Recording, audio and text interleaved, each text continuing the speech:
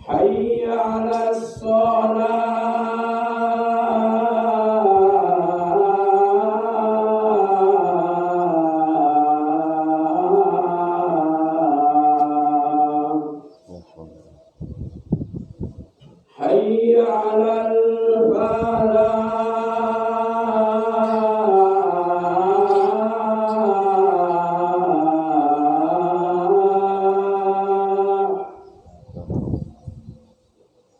حي على حي على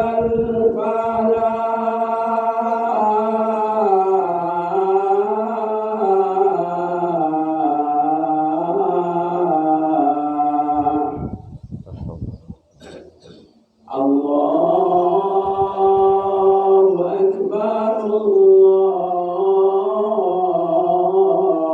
الله أكبر لا إله إلا الله.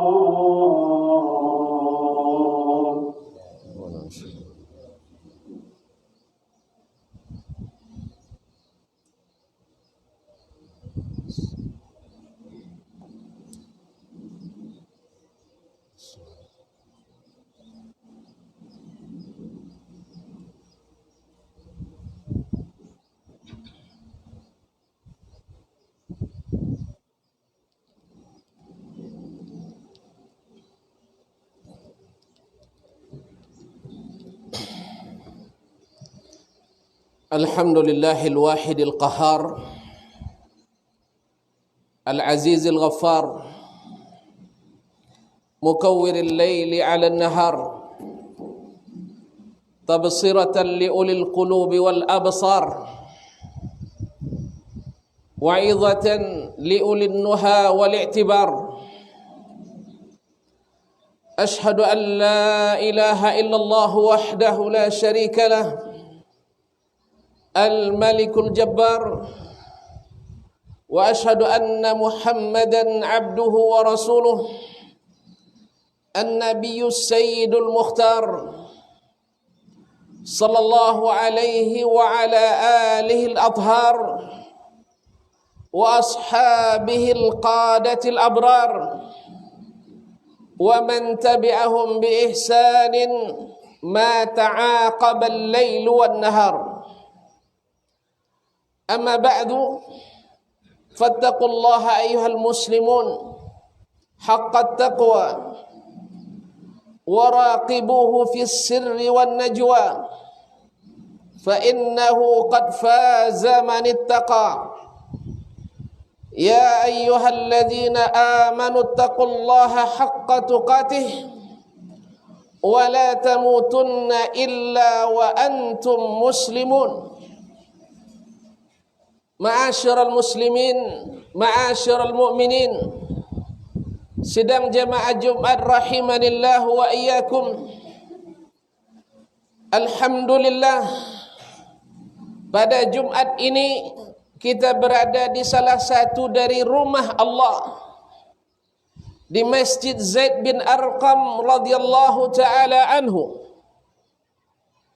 yang mengingatkan kita kepada masa-masa Nabi alaihi salatu wassalam, masa-masa Islam didakwahkan oleh Nabi kita alaihi salatu wassalam. Ma'asyiral kiram, sesungguhnya masjid adalah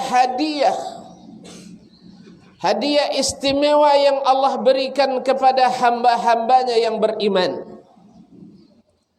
Oleh itu di saat Nabi alaihi salatu wassalam hijrah ke Madinah dan sampai di Quba, maka yang pertama dibangun oleh Nabi alaihi salatu wassalam adalah Masjid Quba.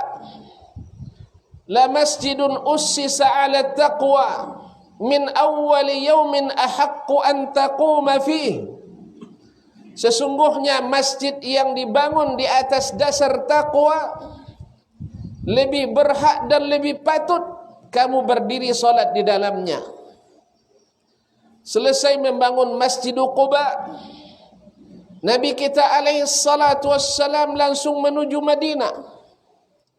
Dan sebelum beliau memikirkan tempat tinggalnya, tempat dia dan para istri dan keluarganya, maka yang pertama dipikirkan Nabi alaihi salatu wassalam adalah mencari lahan di mana masjid didirikan. Di mana masjid didirikan. Inilah yang dicontoh oleh para kaum muslimin yang mengikuti sunnah Nabi alaihi salatu wassalam. Maka kita dapatkan sampai hari ini di Jazirah Arab, bila seorang pengusaha dan pengembang, seorang developer, pengusaha properti perumahan, sebelum membangun rumah, yang pertama mereka persiapkan adalah masjid. Yang pertama mereka bangun adalah masjid sebelum satu rumah pun berdiri. Dan segala kelengkapan yang dibutuhkan, mulai dari jalan yang sudah diaspal, listrik yang sudah mengalir, sumber air minum dan air bersih yang sudah lancar. Setelah itu baru mereka menawarkan propertinya kepada para peminat, kepada para stakeholders, untuk dibangunkan rumah sesuai dengan tipe yang mereka inginkan. Maka masjid adalah yang pertama yang harus dibangun, karena sesungguhnya dia adalah tempat yang paling nyaman, tempat yang paling berharga, yang paling bernilai, yang diberikan Allah kepada hamba-hambanya yang beriman. Kaum muslimin sedang jemaah yang dirahmati Allah, masjid adalah nur, cahaya, yang siapa yang senantiasa datang kepadanya, Allah akan berikan cahaya yang sempurna pada hari kiamat. Wassalatu nur, salat itu adalah cahaya. Basyiril masya'ina fi dhulami ila salati bin nurit tam yaumal qiyamah. Beritahukanlah berita gembira kepada orang-orang yang berjalan, yang senantiasa berjalan di tengah gelapnya malam, khususnya salat subuh dan salat isya, menuju rumah-rumah Allah, mendapatkan cahaya yang sempurna pada hari kiamat. Cahaya yang menuntun mereka ke surga, cahaya yang membawa mereka menuju kebahagiaan abadi di surga yang penuh dengan kenikmatan ilahi. Ma'asyiral kiram yang dirahmati Allah, oleh sebab itu Nabi menjadikan masjid adalah yang pertama dibangun sebelum membangun rumah-rumah tempat tinggal mereka. Ma'asyiral kiram yang dirahmati Allah, sesungguhnya masjid adalah rahmat yang Allah sebarkan kepada orang-orang yang beriman. Bukankah ketika tuan-tuan datang ke rumah Allah ini, memulai masuk ke dalamnya dengan bismillah, wassalatu ala rasul, wassalatu wassalamu ala rasulillah, Allahumma ighfir li dhunubi waftah li abwaba rahmatik, dengan menyebut nama Allah dan salawat dan salam kepada Rasulullah sallallahu alaihi wasallam. Ya Allah, ampunilah dosa-dosaku dan bukakanlah rahmat, pintu-pintu rahmat kepadaku. Allahu Akbar. Sesungguhnya orang-orang yang masuk ke dalam masjid adalah orang-orang yang diliputi rahmat dan kasih sayang Allah tabaraka wa ta'ala. Maka rahmat siapa yang kita harapkan setelah rahmat Allah? Kasih sayang mana yang perlu kita perlukan setelah kasih sayang Allah? Masuk ke dalam masjid adalah bergelimang dengan rahmat Allah subhanahu wa ta'ala. Ma'asyiral kiram yang dirahmati Allah, Kemudian ketika kita masuk ke dalam masjid, setelah dosa kita diampuni oleh Allah Subhanahu wa taala, setelah rahmat Allah meliputi kita, maka diizinkan kepada kita untuk bermunajat, untuk berkomunikasi langsung dengan Allah, untuk berdoa dan memohon kepadanya, memuji dan memujanya, menta'zim dan menyucikannya dengan salat 2 rakaat. Idza dakhala ahadukumul masjid fala yajlis hatta yarka'a rak'ataini. Barang siapa di antara kamu yang masuk masjid, jangan duduk sebelum dia salat 2 rakaat. Subhanallah, salat 2 rakaat nanti kaum muslimin di akhirat lebih kita butuhkan dari seluruh dunia dan isinya, dari langit, bumi dan seisinya. Lebih kita butuhkan di akhirat, demikian mahalnya. Sampai Nabi SAW mengatakan, rak'atul fajri khairum minad dunya wa ma fiha.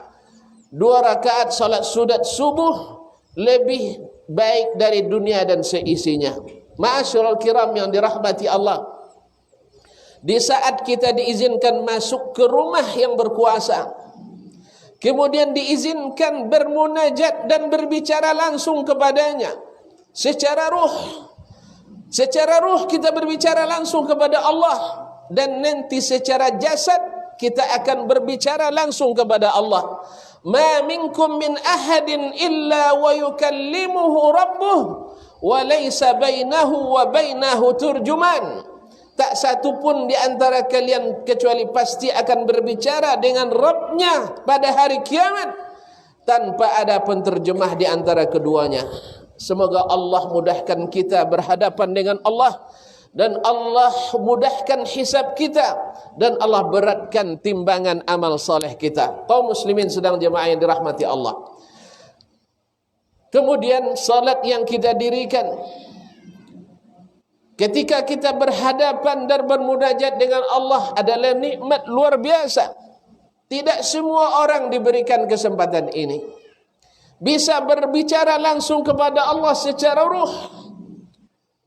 Di dalam berdiri kita dengan memulai Allahu Akbar, kemudian kita membaca Al-Fatihah, berbicara langsung kepada Allah Subhanahu wa taala. Dalam hadits qudsi Nabi alaihi salatu wassalam mengatakan, "Idza qama ahadukum yusalli faqala alhamdulillahi rabbil alamin."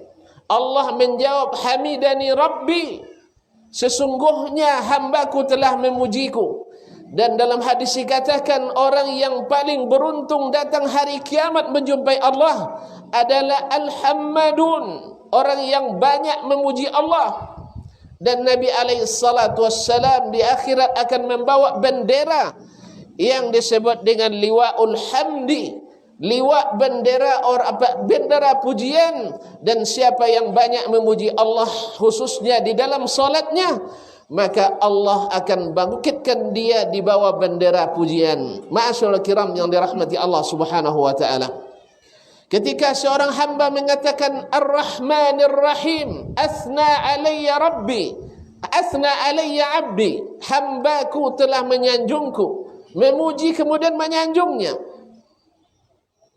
Wa idza qala maliki yaumiddin, dan bila dia berkata Malik Yaumiddin, yang maha memiliki hari pembalasan, maka Allah menjawab majjadani abdi wa li abdi ma sa'al, hambaku telah memuliakanku dan hambaku sekarang akan aku berikan apa yang dia minta. Ma'asyiral kiram yang dirahmati Allah, iyyaka na'budu wa iyyaka nasta'in. Qala Allah, hadza baini wa baina abdi wa li abdi ma sa'al. Ini adalah antaraku dengan hambaku. Iyyaka na'bud, bagian Allah, wa iyyaka nasta'in, bagian hamba. Maka Allah, wa li abdi ma sa'al, bagi hambaku apa yang dia minta. Ma'asyiral kiram dirahmati Allah, khutbah ini tidak cukup untuk membeberkan demikian banyak manfaat dan faedah yang didapatkan oleh seorang muslim ketika masuk masjid. Itu baru dari sisi solatnya, belum lagi zikirnya, belum lagi taklimnya, belum lagi belum lagi silaturahim dan sebagainya. Ma'asyiral kiram yang dirahmati Allah Subhanahu wa taala, setelah seorang hamba menyelesaikan rangkaian ibadahnya di masjid ini, ketika dia keluar, dia pun mengucapkan bismillah wassalatu wassalamu ala rasulillah, Allahumma ighfir li dhunubi waftah li abwaba fadlik. Ya Allah, ya Allah, ampuni dosaku. Tadi sudah diampuni sebelum masuknya atau ketika masuknya. Dan bukakanlah bagiku pintu-pintu karuniamu, rezekimu bukakan. Subhanallah, ketika orang datang ke masjid mendapatkan rahmat, dan ketika dia keluar diizinkan menjadi karunia, mencari rezeki. Dan sesungguhnya rahmat Allah itu maha luas, meliputi segala sesuatu. Ma'asyiral kiram yang dirahmati Allah Subhanahu wa taala, sesungguhnya orang-orang yang masuk ke masjid adalah orang-orang yang diberikan rahmat tadi, dan orang-orang yang diberikan sakinah, orang-orang yang mendapatkan ketenangan.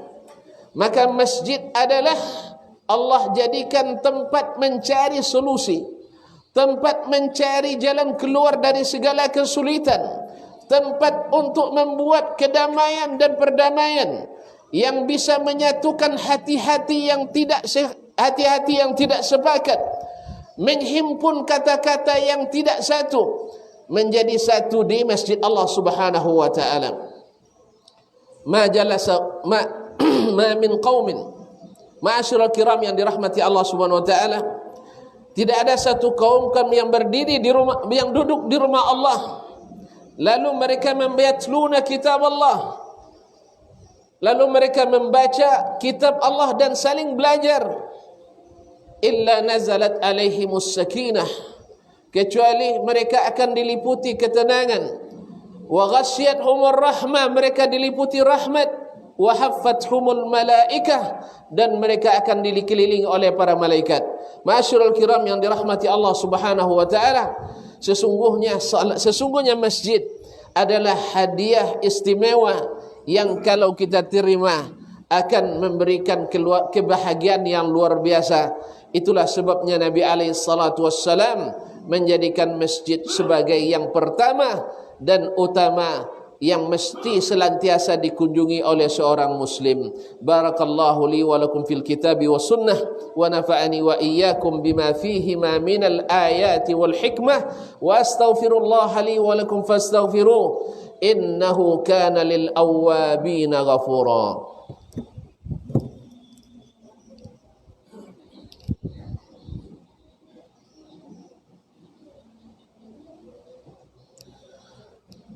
Alhamdulillahi ala ihsanih, wasyukru lahu ala taufiqihi wa amtinanih.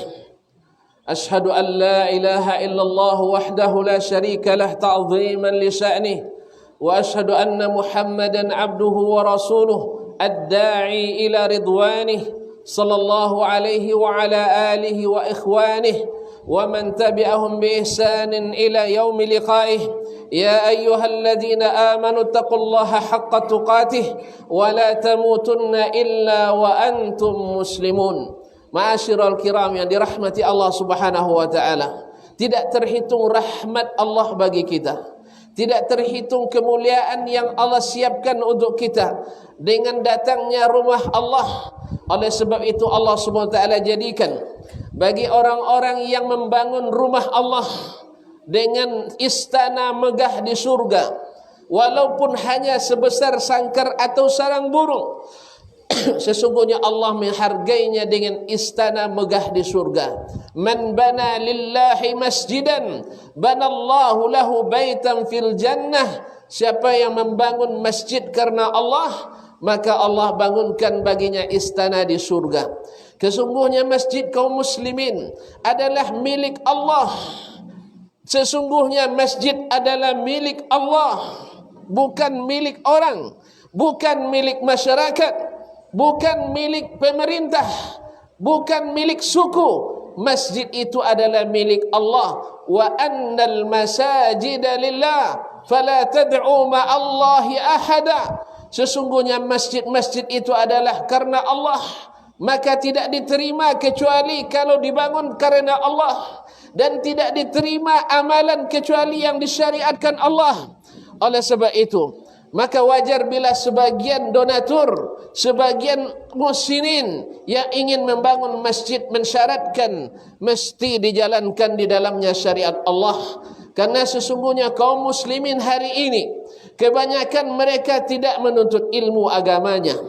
Dan banyak pula di antara kaum muslimin yang menuntut ilmu agama tetapi tidak sanggup melaksanakannya dengan sesungguhnya. Mereka tahu tetapi tidak menjalankan. Oleh sebab itu, seingatlah bahawa sesungguhnya masjid itu adalah milik Allah.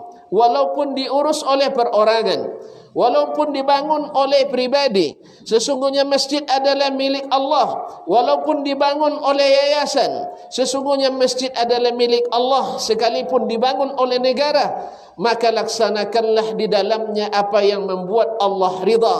Beribadahlah di dalamnya dengan apa yang Allah suka.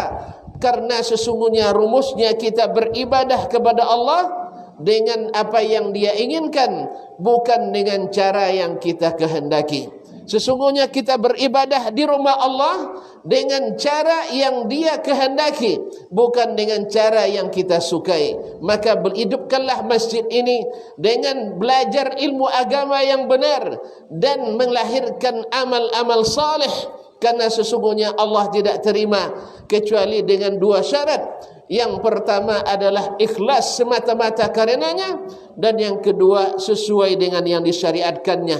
Oleh sebab itu, menghidupkan sunnah-sunnah Nabi SAW di rumah-rumah Allah adalah sesuatu yang wajib dilakukan oleh kaum muslimin. Sebaliknya, menghapus segala kebiasaan yang tidak diajarkan oleh baginda Rasulullah SAW di rumah-rumah Allah adalah sesuatu yang harus digalakkan. Walaupun hal ini mesti dilakukan dengan sangat hati-hati dan sangat hikmah, karena sesungguhnya kebanyakan kaum muslimin tidak belajar agamanya. Mereka lebih banyak mengandalkan kebiasaan yang dilihat dari orang tuanya. Orang tuanya melihat dari nenek moyangnya, sehingga seperti yang dilakukan oleh orang-orang Quraisy dulu kepada Nabi, mereka tidak mau menerima apa yang didakwahkan oleh Nabi SAW dengan alasan seperti ini tak pernah kami dapatkan pada nenek moyang kami, seperti ini tidak biasa kami amalkan di lingkungan kami. Oleh sebab itu, Nabi SAW tanpa bosan dan tak pernah penat, beliau senantiasa mendakwahkan apa yang Allah kehendaki dari hamba-hambanya. Ma'asyiral kiram yang dirahmati Allah. Kemudian kalau tadi orang yang senantiasa ke rumah Allah mendapatkan rahmat dan karunia dari Allah Subhanahu wa taala yang tak terkira dan terhingga. Sebaliknya di sana ada orang-orang yang terlaknat, orang-orang yang dijauhkan dari rahmat Allah, yaitu mereka yang sangat zalim, mereka yang sangat aniaya. Siapa mereka? Waman azlamu mimman mana'a masajid Allah. Siapa yang lebih zalim dari orang yang melarang orang-orang yang menutup masjid-majlis Allah, ayuzkara fiha ismuh, dihidupkan zikrullah di dalamnya, wa yas'auna fi kharabiha, mereka berusaha untuk meruntuhkannya dengan tidak mendirikan salat berjamaah di dalamnya, meruntuhkannya dengan menghalangi kajian-kajian ilmu di dalamnya, meruntuhkannya dengan menghalangi hamba-hamba Allah untuk bermunajat kepada Rabb di dalamnya. Semoga Allah Subhanahu wa taala memberikan hidayah kepadanya dan kepada kita semua kaum muslimin. Innallaha wa malaikatahu yusalluna 'alan nabi ya ayyuhalladzina amanu sallu 'alaihi wa sallimu taslima. اللهم صل على محمد وعلى آل محمد كما صليت على إبراهيم وعلى آل إبراهيم إنك حميد مجيد وبارك على محمد وعلى آل محمد كما باركت على إبراهيم وعلى آل إبراهيم إنك حميد مجيد اللهم اغفر للمسلمين والمسلمات والمؤمنين والمؤمنات الأحياء منهم والأموات إنك سميع قريب مجيب الدعوات اللهم حبب إلينا الإيمان وزين وزينه في قلوبنا وكره إلينا الكفر والفسوق والعصيان واجعلنا من الراشدين اللهم آمنا في أوطاننا وأصلح أئمتنا وولاة أمورنا اللهم أصلح أئمتنا وولاة أمورنا اللهم ارفع عنا الوباء والبلاء والغلاء والزنا والزلازل والفتن ما ظهر منها وما بطن اللهم إنا نعوذ بك من عذاب جهنم ونعوذ بك من عذاب القبر ونعوذ بك من فتنة المحيا والممات ونعوذ بك من شر فتنة المسيح الدجال لا إله إلا أنت سبحانك إنا كنا من الظالمين اللهم جز المحسنين إحسانا اللهم جاز المسيئين عفوا وغفرانا اللهم تقبل منا إنك أنت السميع العليم وتب علينا إنك أنت التواب الرحيم اللهم تقبل توبتنا واغسل حوبتنا اللهم اغفر لنا خطأنا وعمدنا اللهم اغفر لنا جدنا وهزلنا وكل ذلك عندنا ربنا آتنا في الدنيا حسنة وفي الآخرة حسنة وقنا عذاب النار عباد الله إن الله يأمر بالعدل والإحسان وإيتاء ذي القربى وينهى عن الفحشاء والمنكر والبغي يعظكم لعلكم تذكرون ولذكر الله أكبر والله يعلم ما تصنعون قوموا إلى صلاتكم